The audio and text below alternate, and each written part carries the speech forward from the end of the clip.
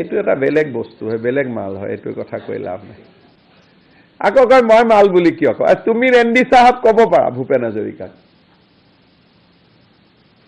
Doctor Bhupen হাজৰিকাক ৰেণ্ডি চাহাব ফালকে বঁটা কোৱা মানুহজনে মাল শব্দটোত বেয়া পাব নালাগে, মাল শব্দটো ডিক্সনাৰীত ভাল ভাল মিনিঙো আছে, তেওঁ অসমীয়া ডিক্সনাৰী চাই লওক। এইটো অদ্ভুত মাল হয়, এইটো কোনো উপায় নাই। কয় মই আন্দোলন নকৰো, মই আন্দোলনক দিক নিৰ্ণয় কৰো। আৰে কি বস্তু, তাৰমানে তুমি মাৰটো নোখোৱা, বেলেগে মাৰটো খাব লাগিব। তেওঁ ক্লাৰিফিকেশ্যনটো আপোনালোকে পঢ়িছে নে নাই? মোটামুটি তেওঁ এইটো বুজাই দিছে যে মই এইটো মাওছে তুং টাইপ, মই খালি ৰাস্তা দেখাই দিওঁ, কিন্তু মই আন্দোলন নকৰো।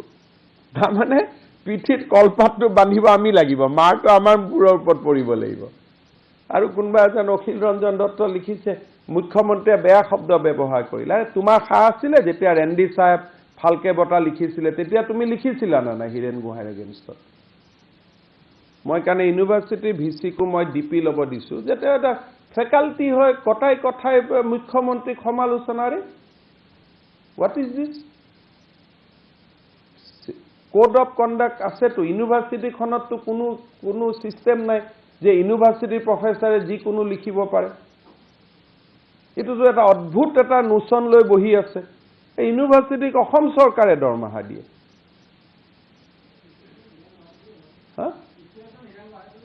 নহয়, এইটো হ'ব নোৱাৰে নহয়। ৰিজাইন দি পেলাই যি কৰা না। সেইকাৰণে মই ভিচিক আৰু অহা ভিচি এপইণ্টমেণ্টৰ পিছতো গুৱাহাটী ইউনিভাৰ্চিটিটো মই ষ্ট্ৰিক্ট কৰি দিম that civil service conduct rule has to be applied. এবাৰ আমি এছেম্বলিত এক্ট আনি আছোঁ যে ইউনিভাৰ্চিটিৰ ক্ষেত্ৰতো civil service conduct rule will apply. নাই, এটা কথা কওকচোন, ৰেণ্ডি চাহেবটো ভাল শব্দ নে মালটো ভাল শব্দ? মোৰটোতো বহুত ভাল। গতিকে মই ডুপ্লিকেট মাল বুলি কৈছিলোঁ আৰু মই কৈ থাকিম, that is my on assessment. আৰু তেওঁৰ কিতাপত মই দেখুৱাই দিম ইমান বেয়া বেয়া শব্দ লিখা। মালটোতো বহুত ভাল, আমিতো ঘৰত কয় মাল বস্তু লৈ আছোঁ, কিন্তু it's a very good word. এইটো GSTৰ হিন্দী সংস্কৰণটো মালেই। মালটোতো একদম ভাল শব্দ, কিন্তু ৰেণ্ডি চাহেব লিখিব পায় নেকি? সেইকাৰণে এইবিলাক মোৰ চুইট প্ৰতিশোধ লোৱাৰ বহুত দিন আগৰ পৰা ইচ্ছা আছিল। এতিয়া মই সুযোগ পাইছোঁ, মই এইবোৰ লৈ আছোঁ মাজে মাজে।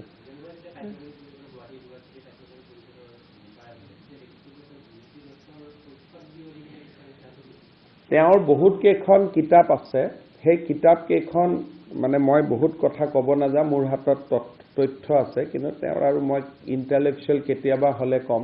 আই হেভ এভিডেন্স। আজি আৰু আমি তেওঁৰ ওপৰত ডিছকাছ কৰিব খোজা নাই, কিন্তু ভূপেন হাজৰিকাক কৰা অপমানৰ প্ৰতিশোধ লোৱাটোতো মুখ্যমন্ত্ৰীৰে কাম নহয়। অসমৰ মুখ্যমন্ত্ৰীৰ কাম হয় নহয় যে আমাৰ জাতীয় আইকনক যোনে বেয়া ব্যৱহাৰ কৰিছিল, সেই সময়ত মোৰ হাতত উপায় নাছিল। গতিকে আজি আমাৰ জাতীয় আইকনসমূহক যোনে যোনে অপমান কৰিছিল তেওঁলোকক ৰিটাৰ্ণ দিয়া, যেনেকৈ আজি আমি ঔৰংজেবক দি আছোঁ ঠিকছে। ঠিক তেনেকৈ ভূপেন হাজৰিকাক ৰেণ্ডি চাহেব ফালকে বঁটা কোৱা ব্যক্তিজনে মাল শব্দটো হজম কৰিব শিকিব লাগিব। যেনেকৈ মোক মোৰ অপজিশ্যনে গালি পাৰিলে মই হজম কৰি দিওঁ, কাৰণ ময়ো পাৰোঁ।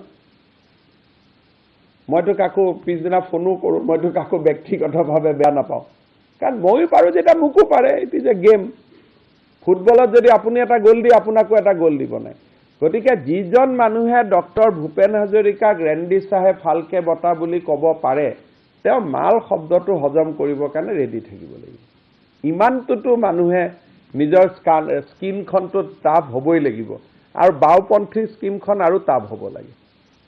আৰু যদি মই কেতিয়াবা কিতাপ লৈ পঢ়ি দিওঁ, কটন কলেজৰ প্ৰাক্তন জেনেৰেল ছেক্ৰেটাৰী কেশৱ গগৈ এখন কিতাপ লিখিছিলে, তাতে এখন পুৰা ডিক্সনাৰী আছে হীৰেণ গোহাঁইয়ে ব্যৱহাৰ কৰা অভদ্ৰ শব্দবিলাকৰ এখন তালিকা আছে।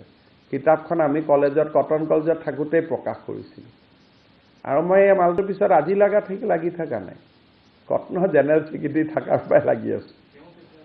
তেওঁ মোৰ পিছত তেতিয়াৰ পৰা মোক হৰুৱাবৰ কাৰণে কলেজতো তেওঁ কেম্পেইন কৰিছিলেগৈ।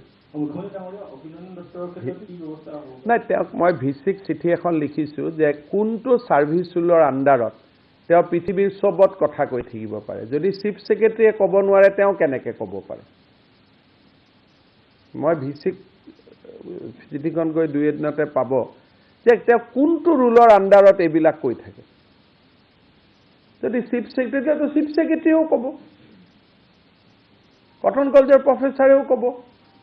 কিন্তু তেওঁ নিজকে কিবা স্বাধীনতাৰ এটা মানে পৰেশ বৰুৱাই স্বাধীনতা পোৱা নাই, তেওঁ নিজে স্বাধীনতা পোৱা বুলি ভাবি ল'লে।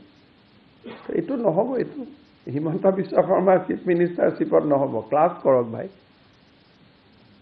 মই ক্লাছত বহাই দিম। এটা বছৰ দেখক যে ক্লাছৰ বাদে একোৱে নক'ব। এই টিভি ষ্টেচনে ঘূৰি ফুৰাটো মই কৰাই আছোঁ। UGCয়ে গধূলি সময়টো দিয়ে তেওঁলোকক ছুটি পঢ়িবৰ কাৰণে, আৰু ষ্টেচনে গৈ টিভি ষ্টেচনত এপিয়াৰ হৈ পেলাই ৰাতিপুৱা কলেজত সময়ত নাযায়, ইটোত নাযায়। এইবিলাক বেয়া কথা। ষ্টুডেণ্টৰ প্ৰতি নিজৰ দায়িত্বটো পালন কৰিব লাগেতো। মোৰ ওপৰত আৰ্টিকল লিখে, কেতিয়াবা আহি মোৰ লগত আহি 2 এষাৰ আপোনালোকৰ সন্মুখত বহাই কিবা ইছ্যুৰ ওপৰত কথা পাতকচোন। অলাগতিয়াল কথাবিলাক। এতিয়া ছাৰক কিয় মাল পালে? আৰে সেই ছাৰে কিয় ভূপেন হাজৰিকাক ৰেণ্ডি চাহেব ক'লে? সেই ছাৰজনক সেইটো প্ৰশ্ন সোধচোন। সেইটোতো সুধিব সাহস নাই। ইমান ডাঙৰ মানুহ। আৰে কোন ছাৰ ডাঙৰ মানুহ? বেলেগৰ কিতাপ নকল কৰি লিখাটো ডাঙৰ মানুহ নেকি? কেতিয়াবা মই প্ৰেছ কনফাৰেন্সত কিতাপখনো দি দিম। অন্ততঃ এইসকল বুদ্ধিজীৱীৰ মোৰ হাতত কিতাপ আছে যি বেলেগে লিখা কিতাপ নিজে লিখা বুলি কয়। অসমত এটা চাম এনেকুৱাই আছিলে, যাৰ কাৰণে আপোনালোকে ভাবক জ্ঞানপীঠ বঁটা বিজয় নীলমণি ফুকনৰ কি অৱস্থা কৰি থৈ গৈছে।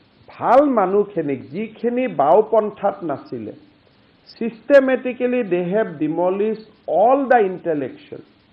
যোনে বাওপন্থাত নাছিলে, এই এটা চামে আজি 30 বছৰ ধৰি অসমত ইমান বৌদ্ধিক সন্ত্ৰাসবাদ চলাইছিলে যে ভাল ভাল মানুহে হাৰি হাত দাঙি গুচি গৈছে পৃথিৱীৰ পৰা।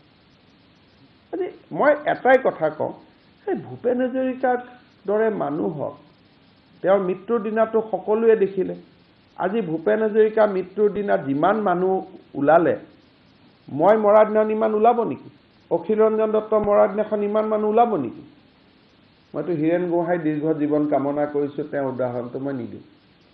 আৰু সেই ভূপেন হাজৰিকাক তুমি ৰেণ্ডি চাহেব বুলি ক'বা, আৰু আমাৰ কোনো মানুহেই নামাতিলে তেতিয়া। সেইকাৰণে মই সেইবিলাকৰো ৰাস্তা ঘাট বনোৱাৰ লগে লগে এই যে মই মালটো কৈছোঁ এনেই কোৱা নাই, অকল সেইটো কথা মনত পেলাবৰ কাৰণে কৈছোঁ। নহ'লে মোৰ কি যায় ক'বৰ কাৰণে।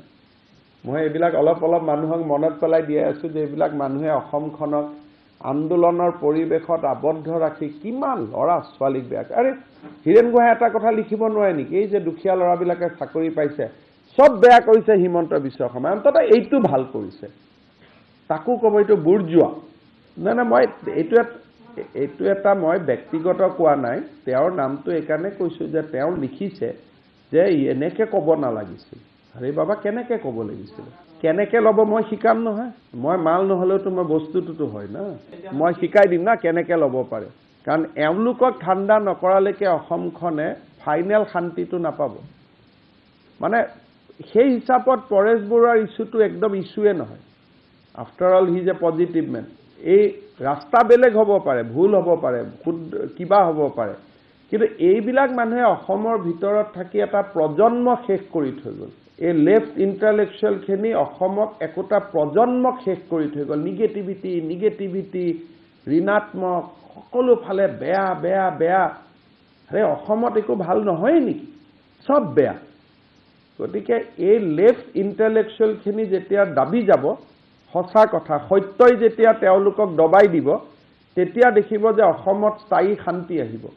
আলফাটো সমস্যা নহয়েই। এই যিটো so' call urban intellectual, left intellectual, urban Naxal, they are the issue.